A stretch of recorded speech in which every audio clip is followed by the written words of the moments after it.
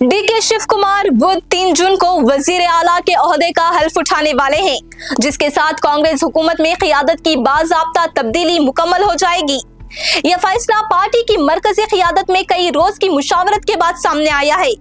जराये के मुताबिक कांग्रेस हाईकमान ने बुध की सुबह हल्फ बर्दारी की तकरीब से कुछ देर पहले काबीना की फहरिस्त को हतमी शक्ल दे दी है। साबिक वजीर दाखिला जी परमेश्वर कर्नाटक के नायब वजीर आला के तौर पर हल्फ उठाएंगे। इसी के साथ डीके शिव कुमार की काबीना में शामिल होने वाले दीगर उजरा की हल्फ बर्दारी की तैयारियां भी जारी हैं।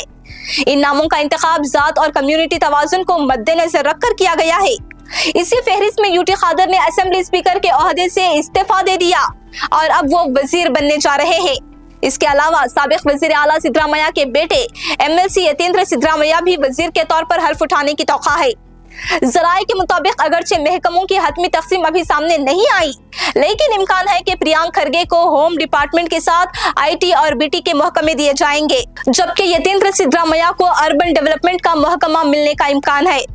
पार्टी जराये के मुताबिक पिछली सिद्धरामैया काबीना के कई उजरा को नई टीम में बरकरार रखा जा रहा है। इनमें MB Patil, KJ George, KH Muniyappa, Ramalinga Reddy, Satish Jarkiholi, Krishna Byre Gowda, शरण प्रकाश पाटिल, बैरती सुरेश और ईश्वर खंड्रे शामिल हैं। इससे कबल मंगल 2 जून को कांग्रेस ने सबकदोश होने वाले वजीर आला सिद्धरामैया को कांग्रेस वर्किंग कमेटी में शामिल किया था, जो पार्टी की आला तरीन फैसला साज बॉडी है और ये भी क़ियादत की तब्दीली के अमल का हिस्सा है।